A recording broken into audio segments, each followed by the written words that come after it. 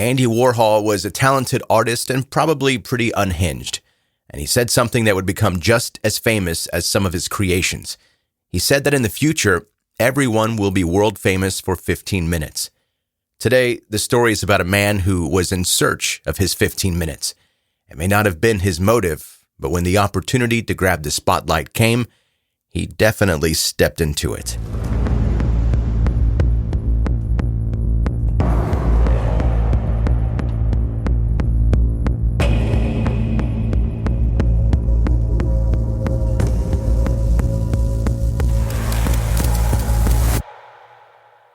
Welcome to 10-Minute Murder, brief and bingeable true crime. I'm Joe, the host, and thank you for joining today. A quick PSA to you listening to the sound of my voice right now.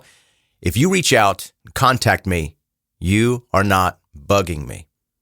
Like at all. In the daily messages that I get on a variety of subjects from so many of you that listen, some of you start off by saying, hey, sorry to bug you, but let me be clear. Hearing from you in no way, shape, or form bugs me. It's actually just the opposite. I wish you would try to bug me. And that's how I hear about so many of the stories that I tell you in this podcast, including the one today. You are curating the subject of the content on 10-Minute Murder. I mean, not to toot my own horn or anything, but I then do the hard part of gathering the information and then presenting it in a brief and bingeable form. But it starts with you reaching out to me, so please never feel like you're bugging me. You guys are great, and you can keep reaching out as much as you want to. Before we get going with your story today, this is your reminder to subscribe to 10-Minute Murder if you're new to this podcast. You'll always be able to find it and never miss an episode. Connect with 10-Minute Murder on social media. If you have friends that also like brief and bingeable true crime stories, please let them know about this podcast. Links are in the show notes of this episode, as well as at 10minutemurder.com. Now, to the story.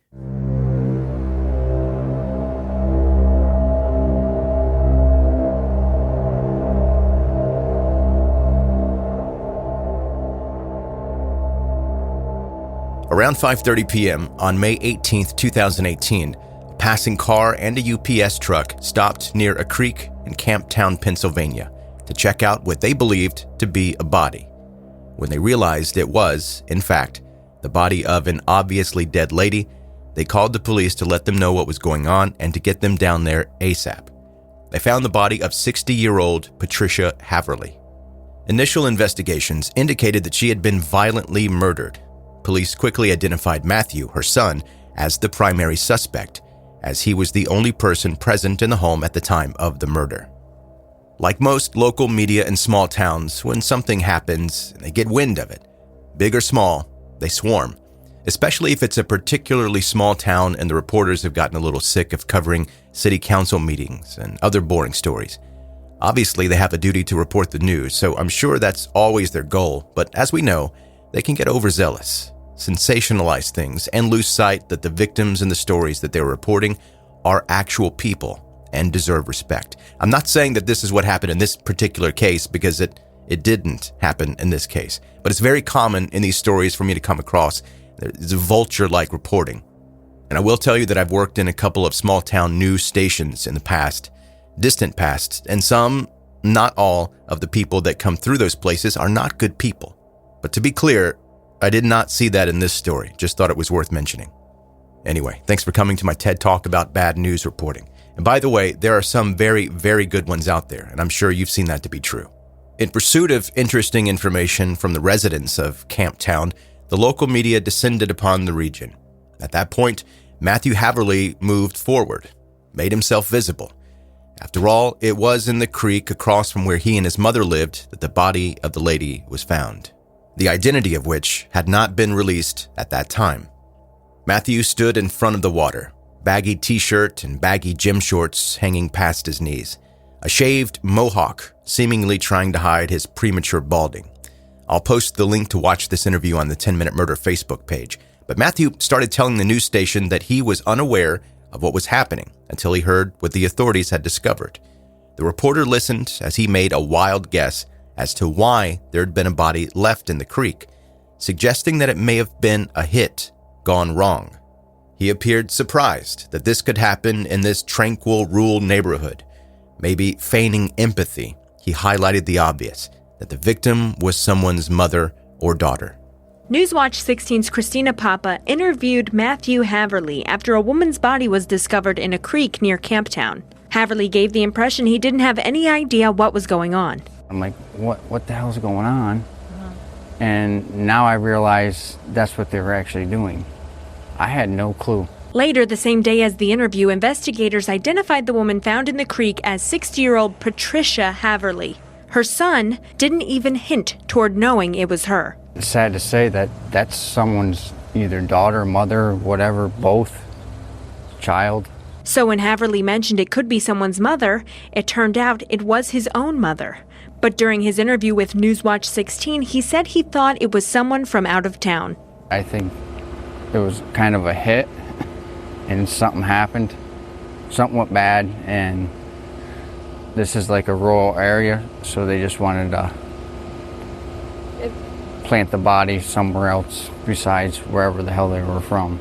Haverly lives across the street from where the body was found. When Newswatch 16 asked him again what he thought, Haverly continued to talk about mob or gang-related killings. It would be like a place where people from the city would want to put a body because most likely they wouldn't be found. Haverly also spoke about his mother's possible reaction to troopers finding a body near their home. I'm guessing like my mother, she would be concerned. And probably a lot of the other neighbors would be concerned. Haverly was right about his neighbors being concerned, especially when police identified the woman as his own mother and arrested Haverly later in the day for her death. It's heartbreaking because he comes across concerned, and that's what's scary is because you don't know what's going on next door at your neighbor's house. Yeah, that's kind of weird. You got people like that running around. Not good. Patricia had lived in Camptown her entire life, having been born and raised there. She spent more than 30 years as a lab tech for DuPont before retiring.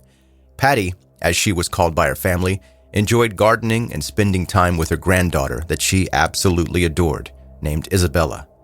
Matthew Haverly admitted to the authorities that he and his mother did not get along very well. They would often argue about various things and said that they had a long and disagreeable relationship. They didn't get along, but somehow she allowed him, being in his late 30s, to still live in her house. He said that the two got into another dispute the day she turned up in the creek, dead, but this time the dispute was violent. Patty allegedly attempted to strike Matthew after a heated exchange between the two of them. After holding her by the arms, she passed out. After that, he was unable to remember anything. That's his story of events. The authorities discovered a black tarp that matched the one seen at the crime site when searching the Haverly residence. They also found a set of brass knuckles in his room, though the investigators believe that no weapon was used in the murder. Matthew did not admit guilt to killing his mother. This form of no contest plea typically indicates that the defendant does not recall committing the crime but acknowledges that there is sufficient evidence to establish guilt.